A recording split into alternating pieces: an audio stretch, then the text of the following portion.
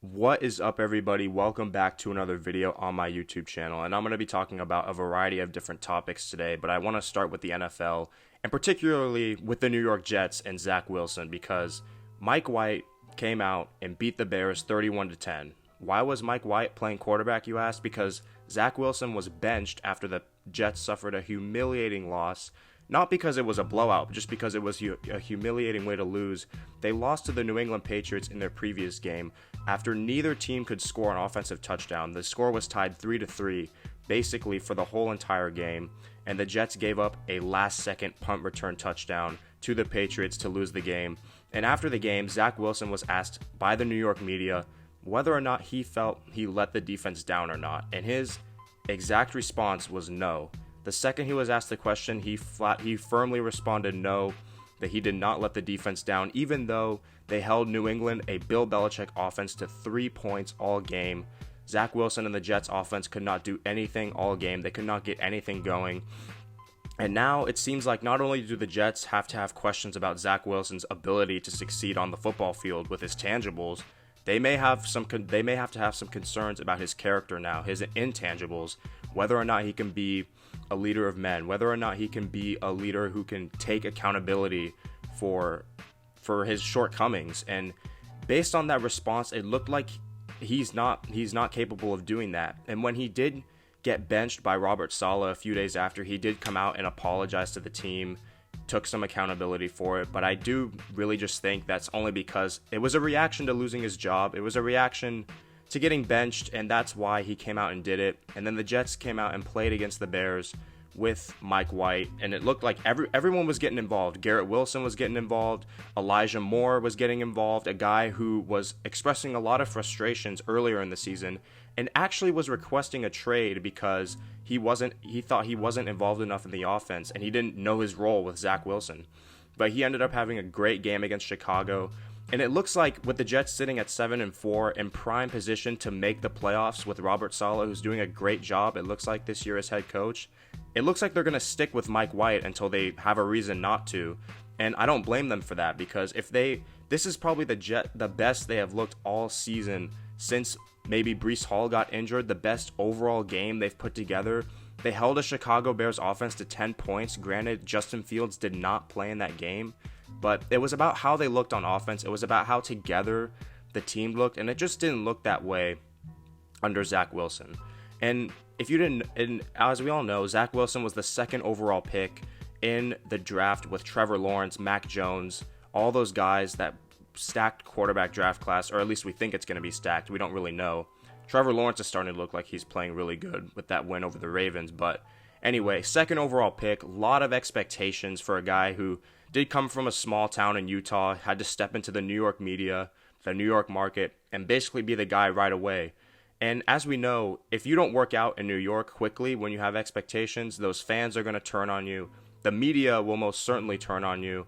And so Zach Wilson has a lot of work to do in terms of improving on his game and just honestly improving his intangibles as a leader. He has to demonstrate that he can be a leader of men, that he can be a franchise quarterback who can take accountability and basically figure out how to just improve overall as a football player. And so that's what's going on with the Jets. And then the other thing I want to talk about is Odell Beckham Jr., because a report came out this morning, Thursday morning when I am recording this video, that he is expected to choose which team he wants to play for this upcoming Tuesday. And he's narrowed his options down to, it looks like, the New York Giants, his former team, the team he was drafted by, the Dallas Cowboys, and the Buffalo Bills.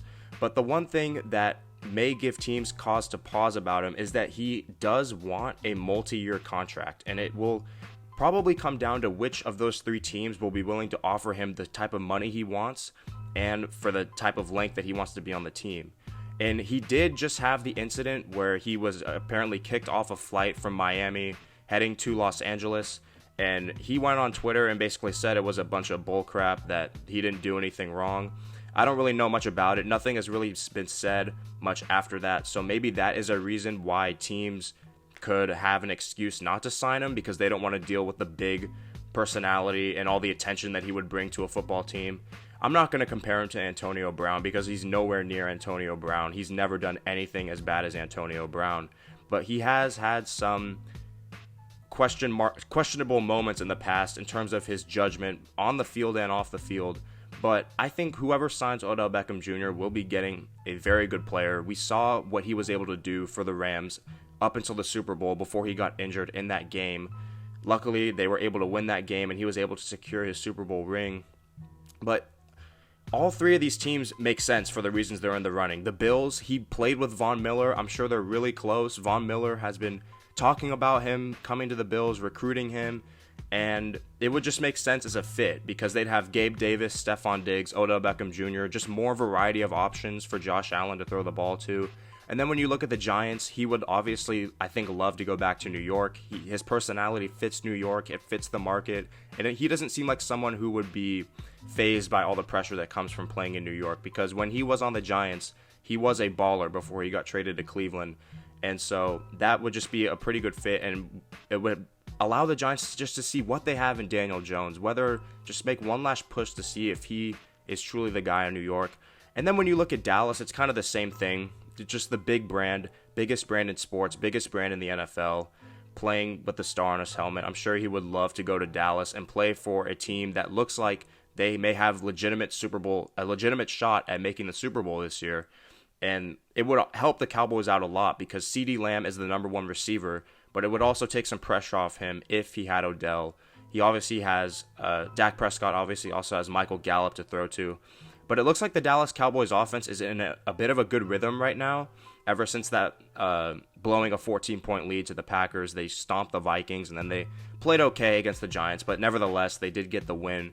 So it would be interesting to see how signing Odell would impact not only the chemistry, but the flow of their offense. Because if any of these teams, if there's ever moments where he's not getting the ball, he's getting frustrated, it'll be interesting to see how he sort of reacts. But based off of what we've seen from him, when he was on the Rams, he knew his role. He knew he was the second option to Cooper Kupp, maybe even the third option at wide receiver, because he knew he just wasn't the number one guy on that team, and he was able to thrive in that role. Matthew Stafford was able to thrive with him, so I think that shouldn't be a problem with whichever team he signs with. I think he'll find great chemistry with whatever quarterback he plays with. Maybe not necessarily Daniel Jones, because they won't have him throwing the ball as much, but if he gets to play with Dak or Josh Allen, I could see that being a great fit for both guys on that team. And so let me know what you guys think about Odell Beckham Jr., where you think he's going to sign, and let me know what you guys think about Zach Wilson too, whether or not he deserves to get his starting job back with the Jets, whether or not you think he will get his starting job back with the Jets. And yeah, and so the next thing I want to talk about, I want to switch gears over to the NBA, and I just want to talk about like some of the recent things that have been happening in terms of on the court production. Yesterday, Devin Booker scored 51 points in 3 quarters of play. He didn't even play in the fourth quarter. 51 through 3 quarters on 20 of 25 shooting against the Bulls, and the Suns, of course, did get the win. And that is just insane for a guy to score 51 points on that type of efficiency, 20 of 25 shooting from the field. That's basically around or above 80% shooting for a shooting guard who gets the majority of his points through making tough, contested jump shots.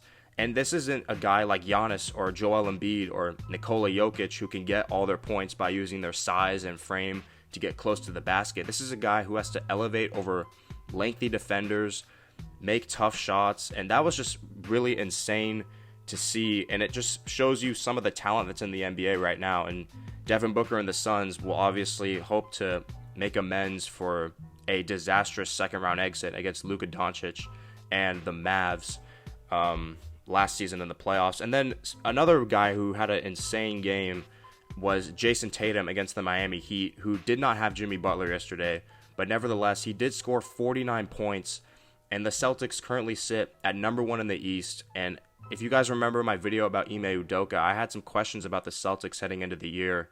How are they going to be without him? Well, they're first in the East, and they objectively look like the best team in the NBA right now because they have a complete team, shooters at every position. Malcolm Brogdon is proving to be a great upgrade for them, and if they stay healthy, they should be considered the favorites in the East right now.